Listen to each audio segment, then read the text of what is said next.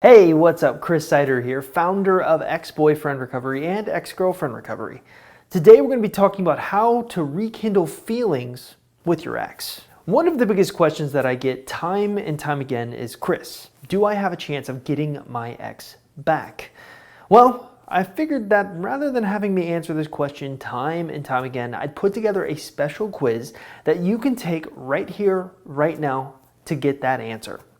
So if you want to take this quiz and figure out if you have a chance of getting your ex back or not, and if this is even worth your time, all you have to do is simply look in the description below this YouTube video. You should see a link there. Simply click on that link and it will take you to a page that asks you quite a few questions about you, your ex, and your relationship with your ex. Based on how you answer those questions, we're actually going to run it through an algorithm and spit out in kind of a score for you, if you will. We're also going to take your questions and give you personalized advice on what you should be doing next. So again, if you're interested in taking that quiz, simply look in the description below this YouTube video, click on the link there, and we'll hook you up. All right, let's get to the video. Hey guys, what's up? Today we're going to be talking about how to rekindle feelings with your ex, and I'm really excited to get started on this because I'm going to be talking about some advanced concepts and things that I've never discussed before. And it's always interesting to me to actually cover new ground because I feel like half the time I'm making videos and talking about the same things over and over again. But with this one, we're going to be doing something a little bit different. So I'm going to be talking about 5 ways that you can rekindle feelings with your ex. So let's just hit the ground running. The first way is by talking about the confluence of events and this idea of a confluence of events that has to happen in order for someone to have feelings for you. And I think if you don't know what confluence means, there's actually 2 definitions for it. The first definition is it's a kind of a meeting of 2 rivers. It's where 2 rivers kind of collide and sort of become one. The second definition of a confluence is actually the one that I'm employing here, and that's a collection of events coming together, right? It's sort of a merging, right? And so I actually think when you're looking when you're looking at trying to create feelings with someone, a lot of things have to happen, and in many cases you can put these things into different categories. So let me give you kind of a quick example here. This is actually a quick example of, potentially a made-up example of what has to happen in order for you to have feelings for someone, right? So let's start off by saying you've met someone for the first time and they say something fascinating to you, which is sort of falls into the category of what you hear. And you'll start noticing that you actually use a lot of the 5 senses to determine if you're going to have feelings for someone. So someone says something fascinating to you and it's interesting. And then later on, a few weeks later, they hug you. This is inciting the sense of touch, right? They hug you. So far, someone said something fascinating to you to really make you kind of perk up. Now they've actually touched you and hugged you. You're starting to advance the relationship. Then you start admiring them from afar and saying, wow, I really think they're attractive. And this is engaging the sight aspect of the senses. And pretty soon after these confluence of events happen, you realize that you have feelings for them. Now, I want you to look at this progression, right?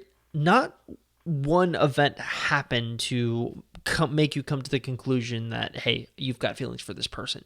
It was a combination of events. And that's something that you really have to kind of understand. You have to understand that if you want your ex to have feelings for you, it's not going to be one thing that ultimately makes them have feelings for you. It's going to be a combination of things, a confluence of events, if you will. That's where that definition comes in. So a lot of things have to happen. And the other example I want to give you when it comes to confluence of events is consider for a moment the difference between a good movie and a bad movie. What has to happen? Well, a good movie, in a sequence of events unfolds that makes you interested, right? It's not one thing, it's a sequence of events. Now, a bad movie, a sequence of events will also unfold, but it's not interesting to you. And that's an important thing that you need to understand when it comes to the confluence of events. You need to be doing things or kind of inciting your ex's senses on things that they're going to be interested in. And we're going to talk a little bit about that in a second. So let's just move on to the next idea of how you can rekindle feelings with your ex. The next thing I'd like to talk about is the idea of like attracts like. The common belief out there is that opposites attract, right? That's the big phrase that it always goes around. But scientists and pretty much all of my own personal experience cites that's actually false. Opposites usually do not attract. And probably one of my favorite examples of this concept actually occurred in a movie called High Fidelity. High Fidelity is a movie that was made maybe 20 years ago. It's got John Cusack in it, and in it he mutters the following phrase. Barry and I agreed that what really matters is what you like, not what you are like. Books, records, films, these things matter. Call me shallow. It's the fucking truth. And by this measure, I was having one of the best dates of my life. You love that show? Yeah. Basically, it's not what you're like, it's what you like, right? When you're talking with your ex, you do not want to be highlighting aspects that only you're interested in. In fact, that actually won't help you at all. If you want your ex to have feelings for you, if you want to connect with them on some level, what you need to start kind of focusing on is finding a way to focus on things that they're interested in. Only engage conversations with them on things that they're interested in. That will make your life a little bit easier when it comes to rapport building, especially. All right, so let's move on and talk about the next thing, and that's the idea of experiencing something thrilling together.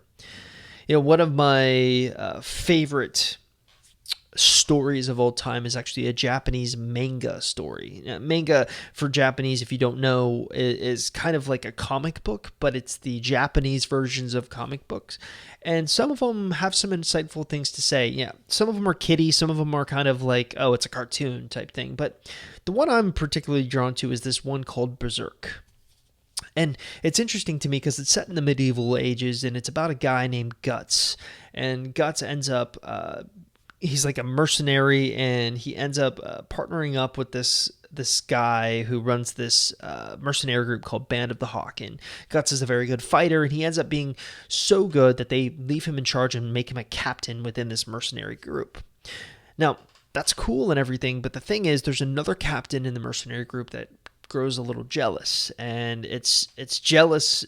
She grows jealous because she was kind of the top dog, and now she's no longer the top dog, and she ends up being very disdainful towards Guts as the story progresses.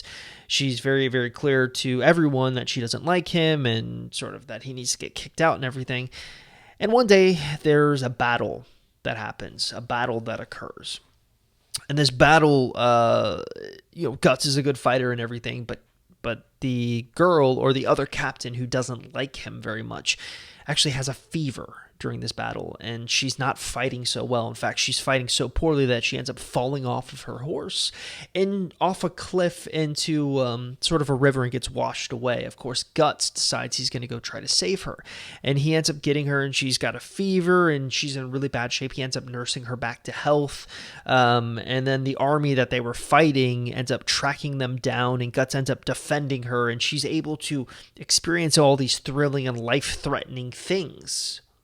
And she grows from hating him to actually respecting and admiring him and actually beginning to like him. And I think that's a perfect, poignant way of describing how people can sort of go from sort of a hated individual, which is certainly relevant in your case, especially when you've gone through a breakup, you've had this traumatizing experience together, how you can go from that to actually back on common ground. You have to experience something thrilling together. And there's a reason for why this idea actually works, and it's actually called misattribution of emotions. And if you don't know what misattribution of emotions is, great. I'm actually going to play a quick clip to actually show you what it is. One of my favorite new psychological principles that I've just happened to stumble across is called misattribution of emotions.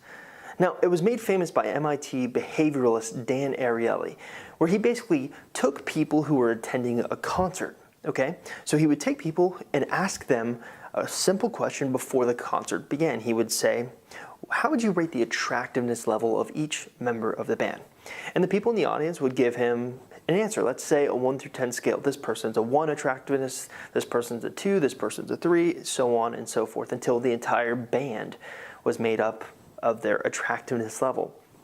And then Ariele would stand back and he would let the band play.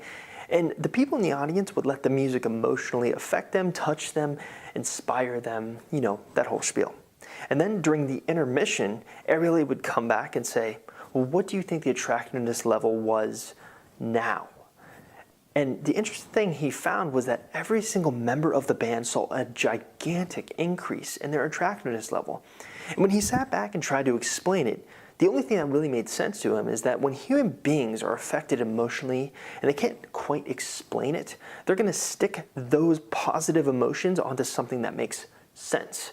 So what makes sense is the people in the audience were emotionally affected by the music, inspired by the music, touched by the music. And the people who were making the music were making them feel that way. That is essentially what misattribution of emotions is. And it's something that you can use on your dates to get your ex to attach positive emotions onto you. All right, so now that you understand what misattribution of emotions is and why you need to go through something thrilling together, let's move on and talk about some of the other things that you can do. The next thing that you can do if you want to rekindle feelings with your ex is actually to get them to share a secret with you. Now, this is interesting because getting them to share a secret, I've actually talked about this concept quite a bit, except I've disguised it and worded it a little bit differently on a few of the other videos I've done on YouTube and a few of the other articles that I've done on my website. I've talked about this idea of breaking virgin ground, of doing or experiencing things with someone that they've never experienced or said or done with anyone else. It puts you kind of in a category above everyone else. And that is sort of what sharing a secret is, or getting your ex to share a secret is the ultimate sign of trust. And you're in a little bit different position than most people who are trying to just get someone to have feelings for them in general. Someone who's trying to get someone to have feelings for them in general has a little bit of an easier time and potentially an advantage over you because they are experiencing new things with this person all of the time. For you, it's more about trust, right? You've already experienced a lot of things together with your ex. For you, it's about trust, and the ultimate sign of trust and ultimate sign of credibility and getting them to actually believe it's okay for them to open up and have feelings for you again is getting them to actually share a secret with you, getting them to, at one point throughout your relationship or throughout your rekindling process, say, I've never told anyone this before, or I've never told anyone that before. Having them say that is the ultimate sign of trust, and it's a sign that you're getting close to rekindling feelings with them. Now, the final thing I want to talk about is actually kind of a cool thing that I think is often overlooked, and that's the idea of crafting your own secret language with your ex. When I was 18 or something, I got my first girlfriend ever. And one of the things when I think back on that relationship was how we had inside jokes and how we sort of had funny hand gestures and stuff, something to describe some of the inside jokes that we were having. And, we sometimes would be amongst mutual friends and I'd say something or she'd say something and we both kind of start laughing because we thought it was hilarious, but we were the only two people who understood what was going on. People would give us this look like, what the heck is wrong with you guys? That, without even realizing it, was a secret language. Secret languages can be anything from phrases that only you two understand, jokes, inside jokes that only you two understand, hand gestures, certain postures. All of this can craft a secret language. And when I've thought back in my own personal life, I've noticed that anytime I've crafted a secret language with someone or had sort of an inside joke that only me and the other person were privy to, it's always been someone that I've cared about at one point in my life. Best friends, girlfriends, my wife. We tend to create secret languages or tend to bond over these type of inside jokes with people who we care about. So it's a really good sign if you're able to rekindle things or rekindle a secret language that the two of you had together, or even craft a secret language. It bonds you and puts you a step above the average person. And that is how you rekindle feelings with your ex.